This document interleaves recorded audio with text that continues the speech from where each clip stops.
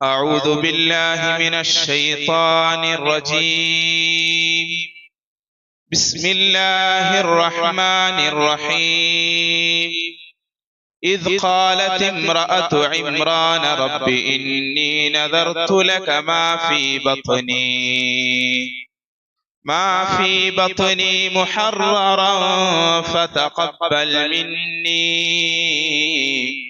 إنك أنت السميع العليم.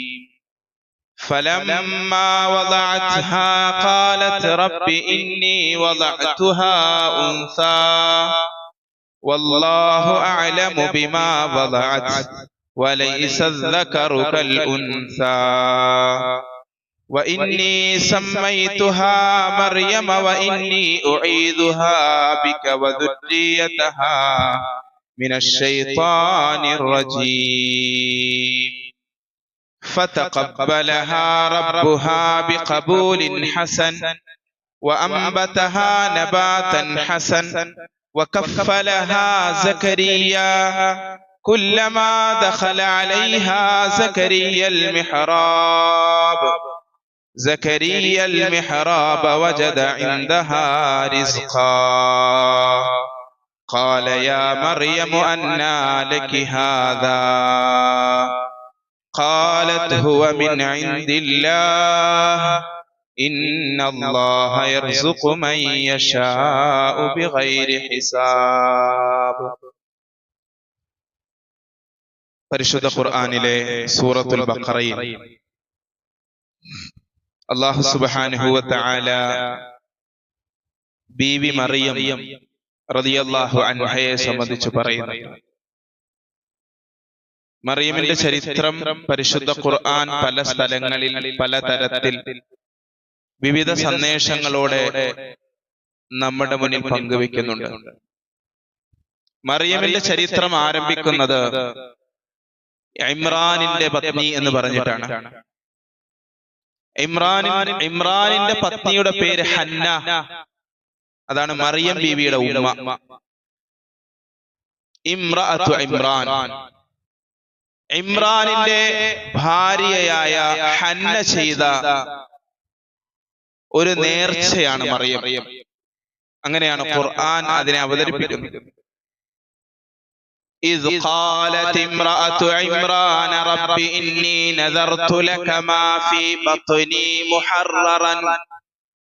മറിയമിന്റെ ഭാര്യ അല്ലാഹുവിനോട് പറയുന്നു, ഇന്നി നദർതു ലക മാ ഫീ ബത്നി, എന്റെ ഉദരത്തിലുള്ളതിനെ അല്ലാഹുവേ നിനക്കായി ഞാൻ നേർന്നിരിക്കുന്നു. ഫതഖബ്ബൽ മിന്നി, എന്നിൽ നിന്നു നീ ഇത് സ്വീകരിക്കണമേ. ഇന്നക അൻതസ് സമീഉൽ അലീം, എല്ലാം കേൾക്കുന്നവൻ എല്ലാം അറിയുന്നവൻ നീയാണ്. നേർച്ച ചെയ്തു, എന്റെ ഉദരത്തിലുള്ളതിനെ ഞാൻ നേർച്ച. ഗർഭിണിയായ ഹന്ന, മറിയം ഇമ്രാനിന്റെ ഭാര്യ ഹന്ന, അവർ നേർച്ച ചെയ്തു, എന്റെ ഉദരത്തിൽ ഞാൻ ഗർഭം ചുമന്നിരിക്കുന്ന കുഞ്ഞെ, ആ കുഞ്ഞിനെ നിന്റെ മസ്ജിദിനായി ഞാൻ നേർന്നിരിക്കുന്നു എന്ന് പറഞ്ഞാൽ വലിയ ഒരു ചരിത്രത്തിന് തുടക്കം കുറിക്കാൻ. ഇലാഹി വീഥിയിൽ ഒരു സമൂഹത്തിന് നായകത്വം വഹിക്കുവാൻ ഉതകുന്ന ഒരു വ്യക്തിത്വത്തെ ഞാൻ ഈ മസ്ജിദിന് സംഭാവന ചെയ്തിരിക്കുന്നു. അതാണ് എന്റെ ഗർഭത്തിലുള്ള ഈ ഭ്രൂണം. ഇന്നി നദർതു ലക മാ ഫീ ബത്നി മുഹററൻ ഫതഖബ്ബൽ മിന്നി. അല്ലാഹുവേ നീ സ്വീകരിച്ചാലും. അവർ കൊതിച്ച് ആഗ്രഹിച്ച് പടച്ചവനോട് പറഞ്ഞു, അല്ലാ നീ സ്വീകരിക്കണം, എന്റെ കുഞ്ഞിനെ നിനക്കായി നീ സ്വീകരിക്കണം. അല്ലാഹു പറയുന്നു, ഫലമ്മാ വളഅത്ഹാ ഖാലത് റബ്ബി ഇന്നി വളഅതുഹാ ഉൻസാ.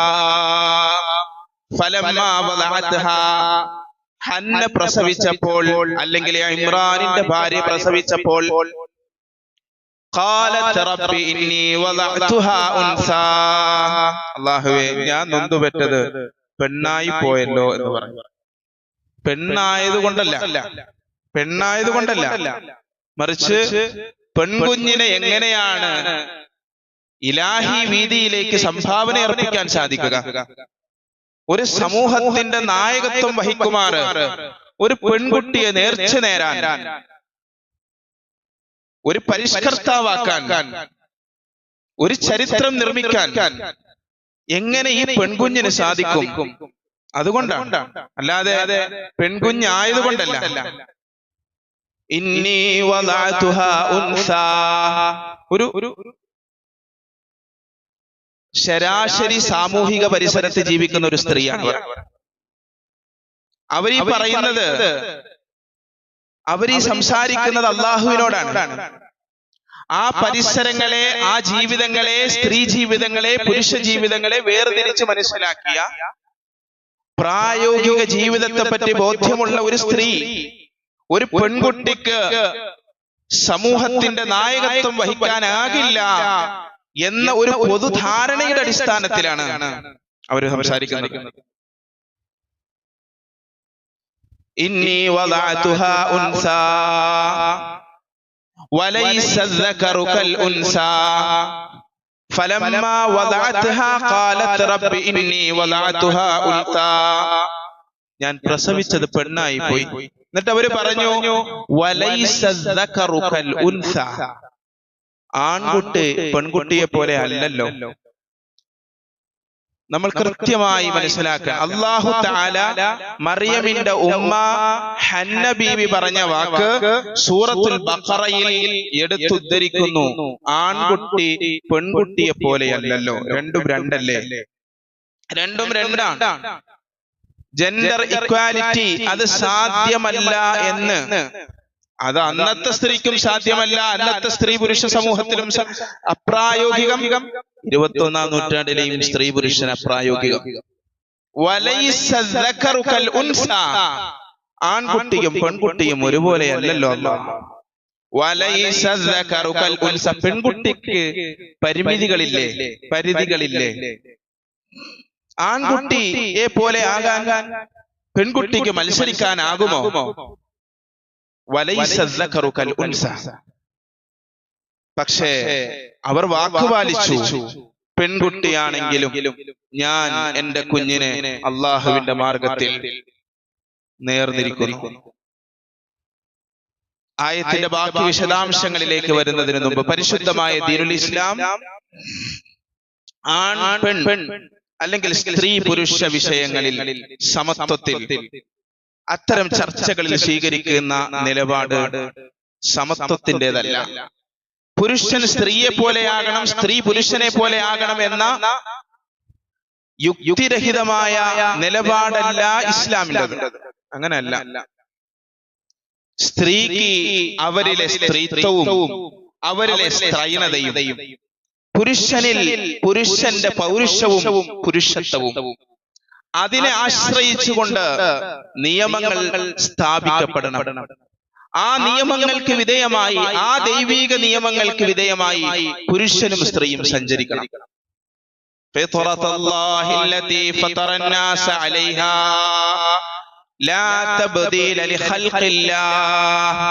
അള്ളാഹു പുരുഷനിൽ കുറിച്ചു വെച്ച ഒരു നൈസർഗികതയുണ്ട്, ഒരു പ്രകൃതിയുണ്ട്. സ്ത്രീയിൽ കുറിച്ചു വെച്ച ഒരു നൈസർഗികതയുണ്ട്. ലാ തബ്ദീല ലിഖൽഖില്ലാഹ്.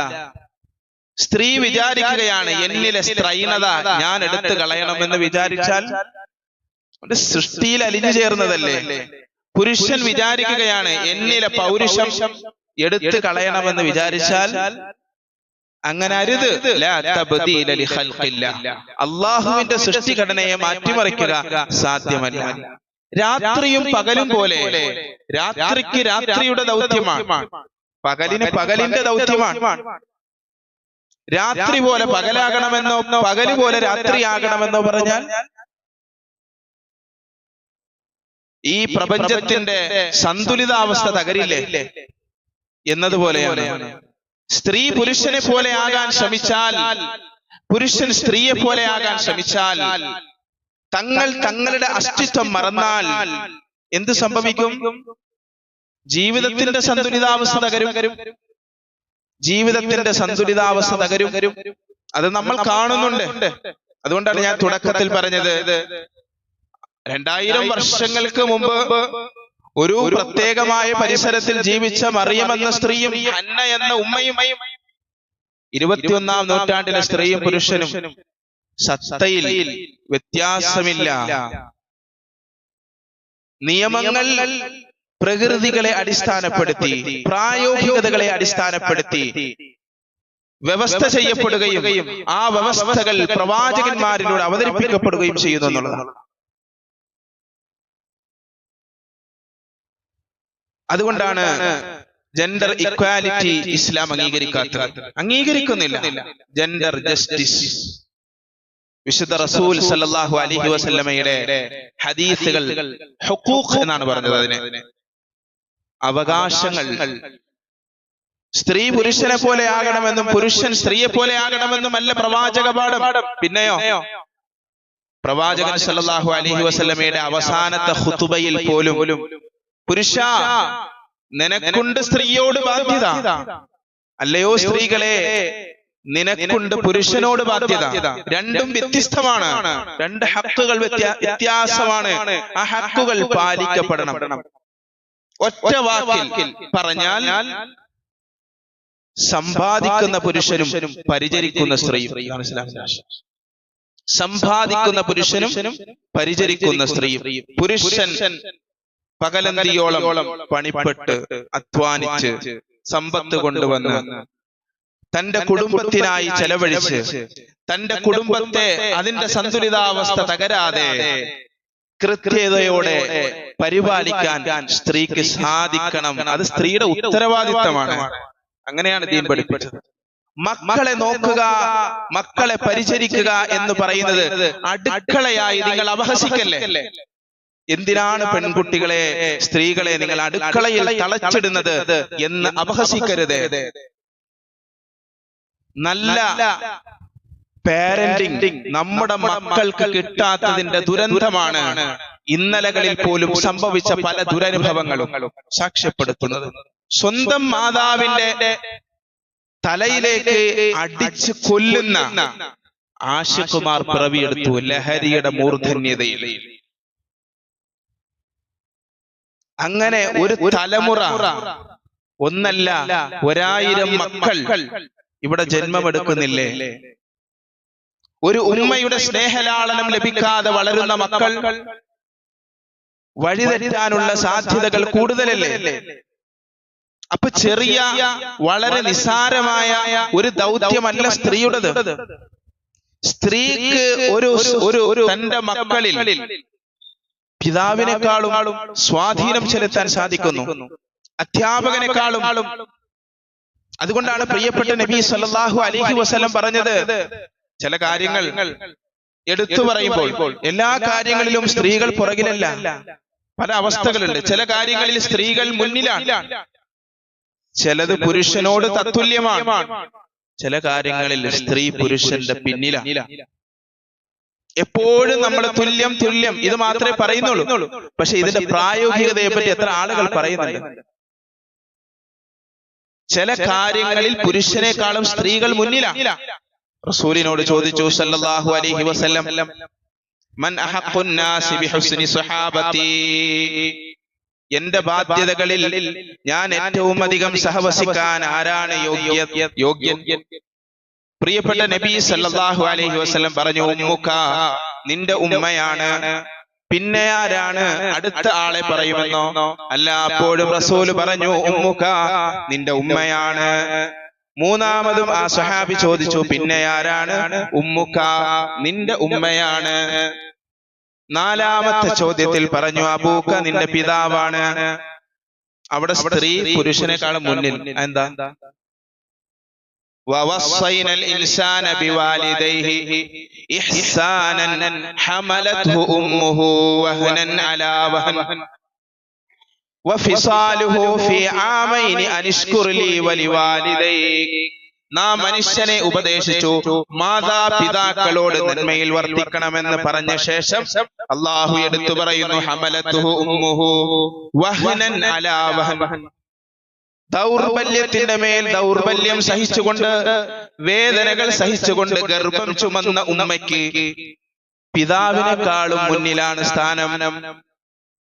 ഹമലതുഹു ഉമ്മുഹു വഹനൻ അലാ വഹൻ വഫിസാലുഹു ഫീ ആമൈനി അനിഷ്കുർ ലീ. അല്ലാഹു എടുത്തു പറഞ്ഞു, കുഞ്ഞിന് മുലയൂട്ടുന്ന കാലഘട്ടം, കുഞ്ഞിന് മുലയൂട്ടുന്ന ഉമ്മ മുലയൂട്ടുന്ന 2 വർഷ കാലഘട്ടം, അത് അല്ലാഹു വിലമതിക്കുന്നു. ഖുർആൻ എത്ര സ്ഥലത്താണെന്നറിയോ ഈ കാലം എടുത്തു പറയുന്നത്?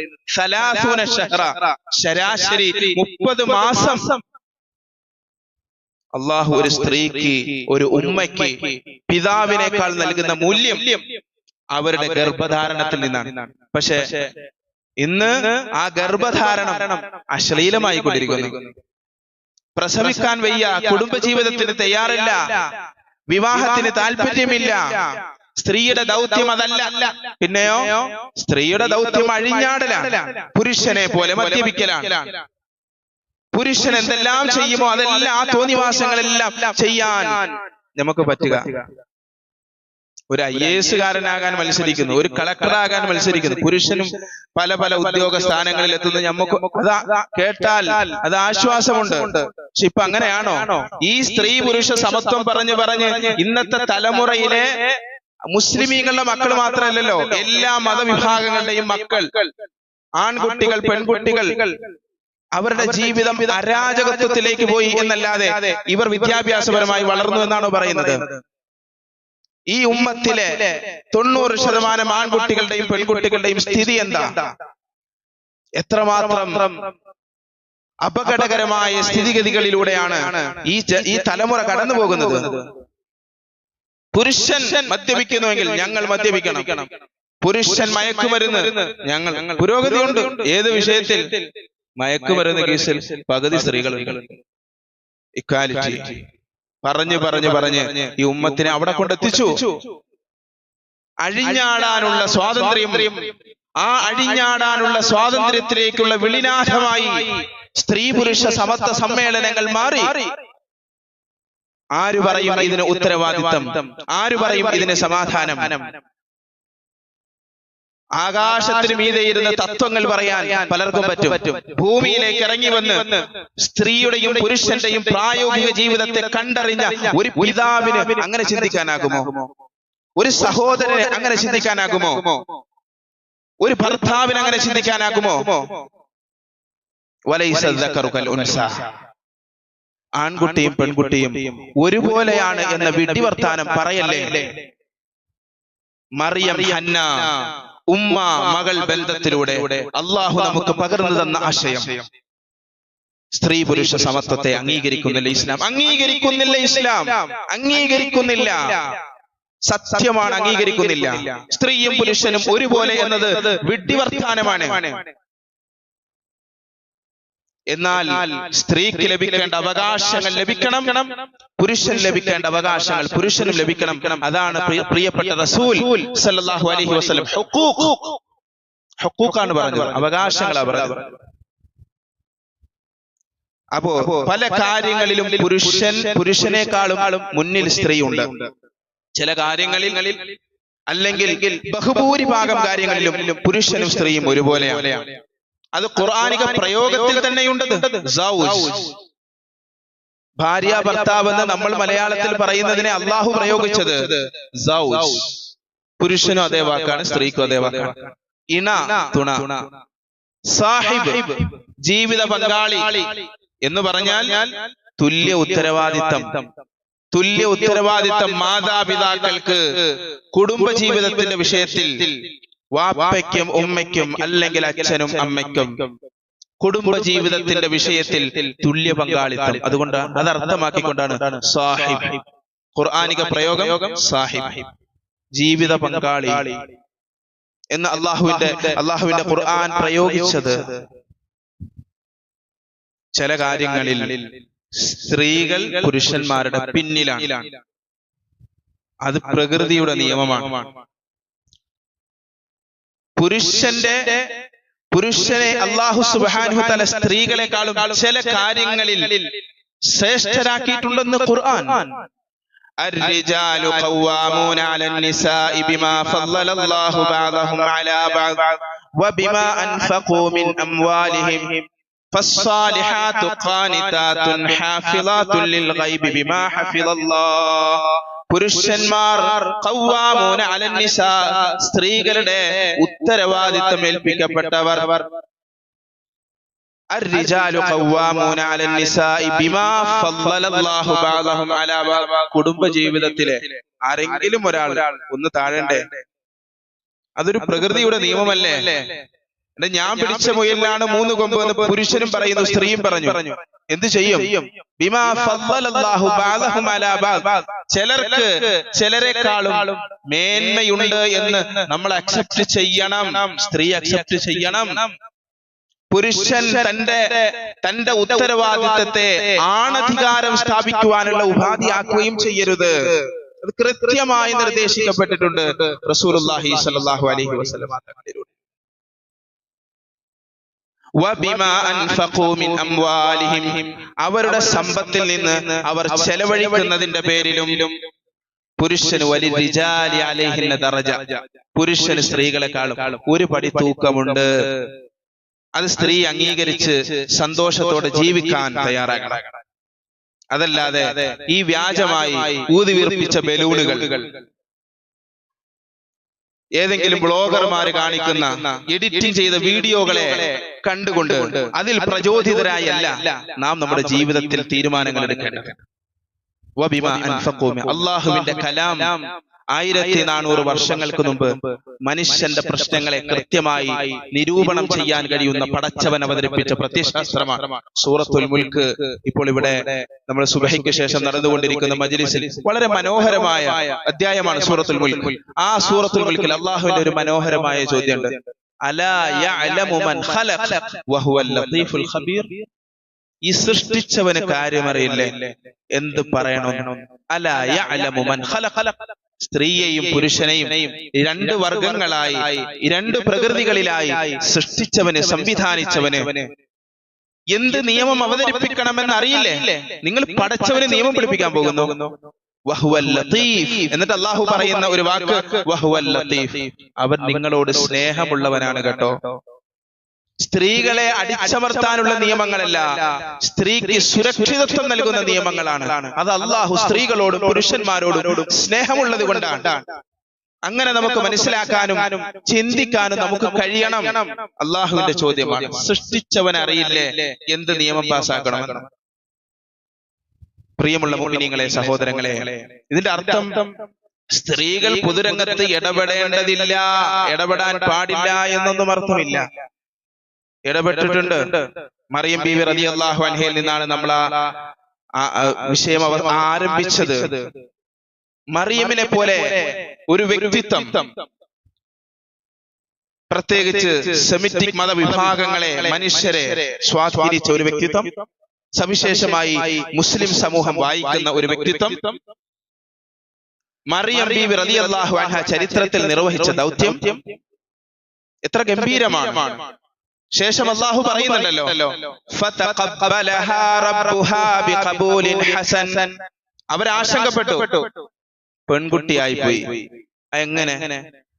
അതെങ്ങനെ ഇനി ശരിയാകും? ഇനി ആ നേർച്ച ശരിയാകുമോ? അല്ലാഹു പറഞ്ഞു, ഫതഖബ്ബലഹാ റബ്ബുഹാ. പെൺകുട്ടിയാണെങ്കിലും ഇലാഹി വീതിയിലേക്ക് അല്ലാഹു ഉന്നതമായ സ്വീകരണം നൽകി, സ്വീകരിച്ചു മറിയമിനെ. ഫതഖബ്ബലഹാ, മറിയം പെണ്ണാണെങ്കിലും ചരിത്രം സൃഷ്ടിക്കുവാൻ ഇലാഹി വീതിയിലേക്ക് മറിയമിനെ അല്ലാഹു സ്വീകരിച്ചു എന്ന് ബിഖബൂലിൻ ഹസനിൻ, ഉന്നതമായ ഏറ്റവും ഉജ്ജ്വലമായ സ്വീകരണം മറിയമിന് കൊടുത്തു അല്ലാഹു. വഅംബതഹാ നബാതൻ ഹസനാ, ഒരു മനോഹരമായ സസ്യം പൂക്കുന്നത് പോലെ മറിയം പൂത്തുലഞ്ഞു വളർന്നു. വകഫലഹാ സക്കരിയ, ആ മറിയമിനെ സക്കരിയ നബി അലൈഹിസ്സലാം ഏറ്റെടുക്കുകയും ചെയ്തു. വകഫലഹാ സക്കരിയ, സക്കരിയ നബി അലൈഹിസ്സലാം ഏറ്റെടുത്തു. സക്കരിയ നബി ഏറ്റെടുത്തു. പുരുഷൻ സ്ത്രീയെ പോലെയല്ല എന്നത് ഇപ്പോഴും സമ്മതിക്കണം. പുരുഷനെ പോലെ പുരുഷനും സ്ത്രീയും രണ്ടും രണ്ടാണ്. പക്ഷേ പുരുഷൻ നിർവഹിച്ച പല ദൗത്യങ്ങളും മറിയം ബീവി റളിയല്ലാഹു അൻഹ നിർവഹിച്ചു. അതിന് അല്ലാഹു സുബ്ഹാനഹു വ തആല അവരുടെ ജീവിതത്തിൽ പല പരിശീലനങ്ങളും കൊടുത്തു. ഞാൻ വിശദീകരിക്കുന്നില്ല. സൂറത്തുൽ ബഖറയിലും സൂറത്തു മറിയമിലും ആ പരിശീലനങ്ങൾ എന്താണെന്ന് പറയുന്നു. ജീവിതത്തിന്റെ വളരെ സങ്കീർണമായ പ്രതിസന്ധികളെ മറിയം ബീവി എന്ന സ്ത്രീ അവരുടെ സ്ത്രൈണതയുടെ പരിമിതികളിലും അതെങ്ങനെയാണ് അവർ തോൽപ്പിച്ചത് എന്ന് പരിശുദ്ധ ഖുർആൻ അടയാളപ്പെടുത്തുന്നുണ്ട്. അപ്പൊ സമൂഹത്തിൽ മറിയം ബീവി ഇടപെട്ടിട്ടുണ്ട്. ദൈവിക നിയമങ്ങൾ ലംഘിച്ചുകൊണ്ടല്ല, ദൈവിക നിയമങ്ങൾ പാലിച്ച്. എന്തിനു പോണം? റസൂലുള്ളാഹി സ്വല്ലല്ലാഹു അലൈഹി വസല്ലം തങ്ങളുടെ പത്നി ഖദീജ റളിയല്ലാഹു അൻഹാ ആരായിരുന്നു ഏറ്റവും വലിയ സമ്പന്ന? ഖദീജയാണ്. റസൂലുള്ളാഹി സ്വല്ലല്ലാഹു അലൈഹി വസല്ലം ഖദീജ ബീവിയുടെ ബിസിനസ് നടത്തുന്ന ആളായിരുന്നു.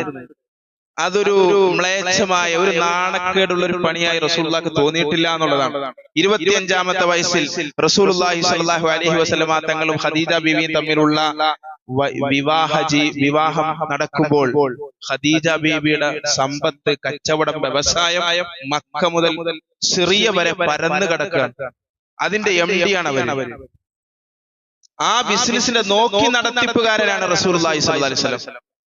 ഞാൻ സ്ത്രീക്ക് കീഴിലായി പോകുന്നു എന്നൊരു ചിന്ത പ്രവാചകന് വന്നു. എന്ന് മാത്രമല്ല, റസൂലുള്ളാഹി സ്വല്ലല്ലാഹു അലൈഹി വസല്ലം പറയും, സ്ത്രീകളെ മാ അക്റമൻ നിസാഅ ഇല്ലാ കരീമുൻ, സ്ത്രീകളെ ബഹുമാനിക്കുന്നത് മാന്യന്മാർ മാത്രമാണ്. വലാ അഹാനഹുന്ന ഇല്ലാ ലഈമുൻ, ആക്ഷേപിക്കപ്പെട്ടവനല്ലാതെ സ്ത്രീകളെ ആക്ഷേപിക്കുകയില്ല.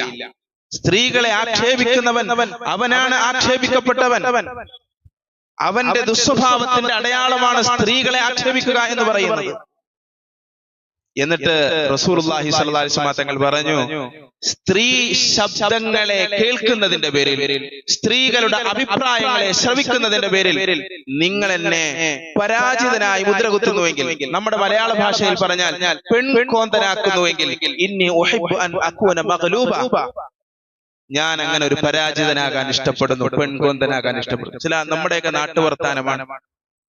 സ്ത്രീകൾ നമ്മുടെ ജീവിതം പങ്കിടുന്നവൾ പറയുന്നത് കേട്ടാൽ നാട്ടുകാരും കുടുംബക്കാരൊക്കെ ചിലപ്പോൾ പറയും, ഇവൻ പെൺകോന്തനാണ്.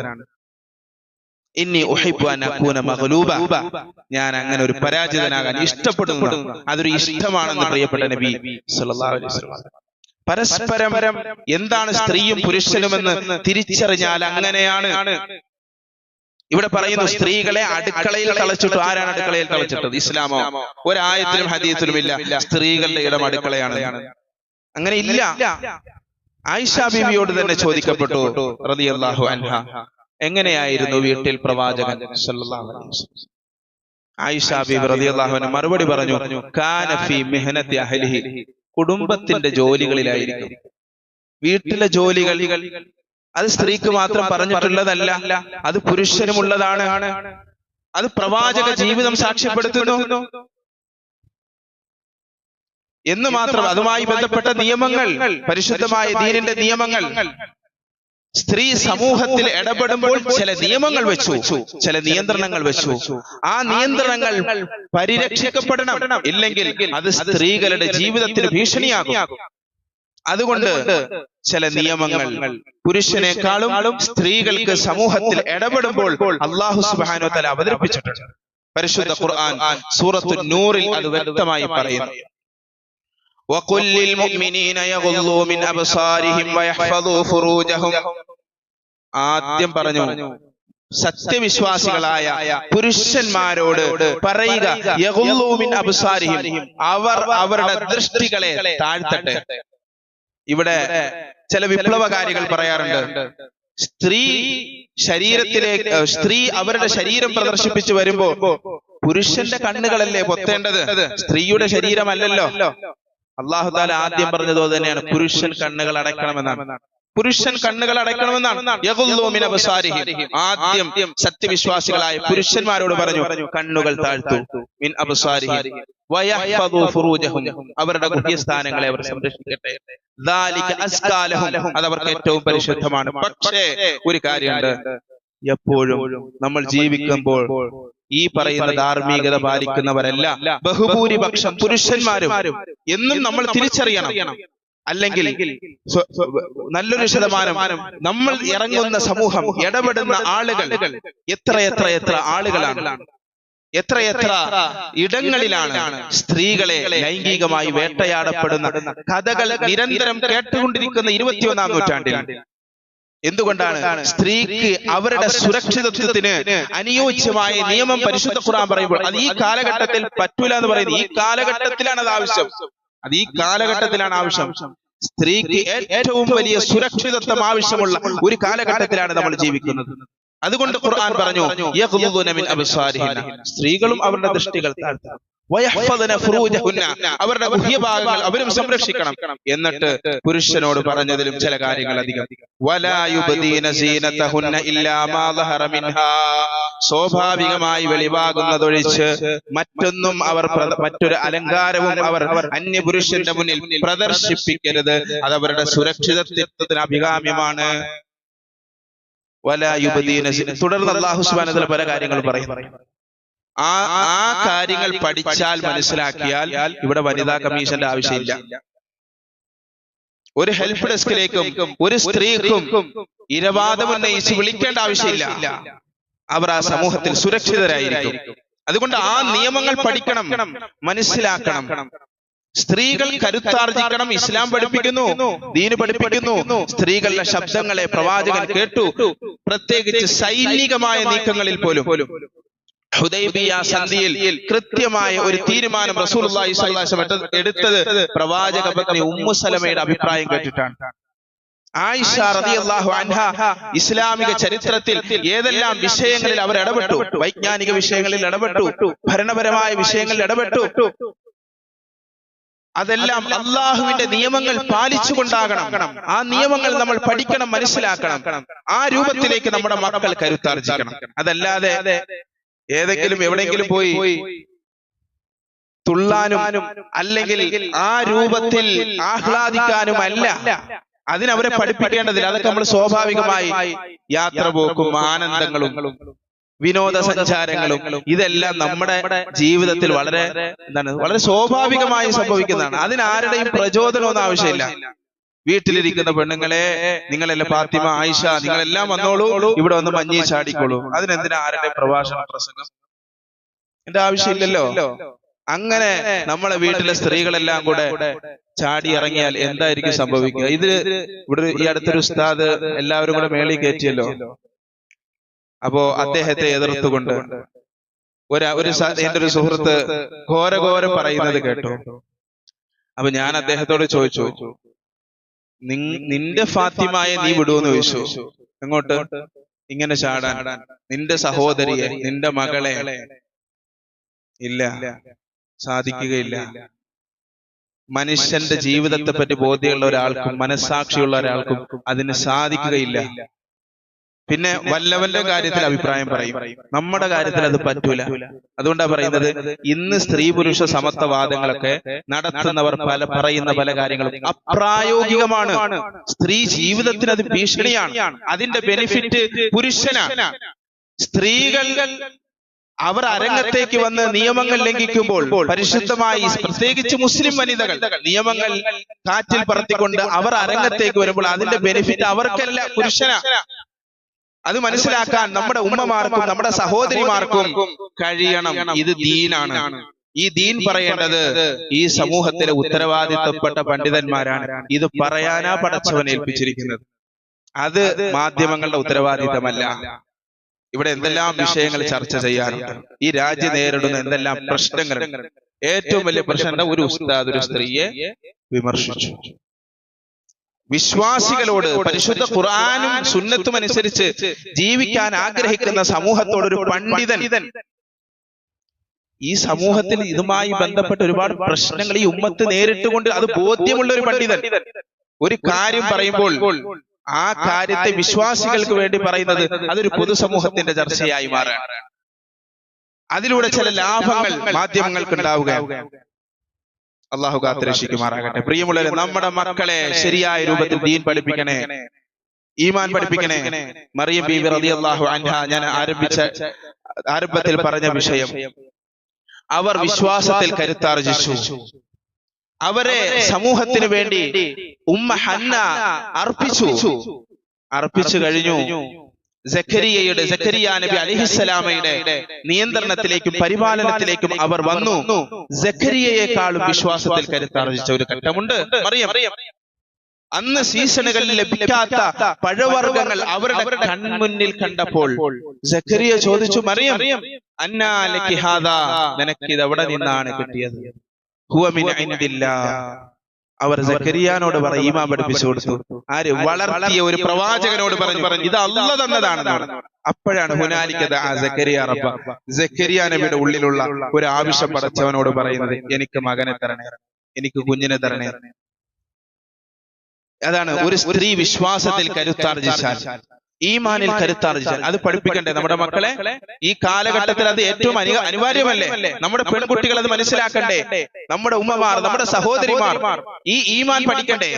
സൂറത്തുൻ നൂർ നമ്മുടെ പെൺകുട്ടികൾക്ക് നമ്മൾ നൽകുന്ന ഏറ്റവും ഉയർന്ന ഗിഫ്റ്റാണ്. അത് നിങ്ങൾ പഠിപ്പിച്ചു കൊടുക്കുക.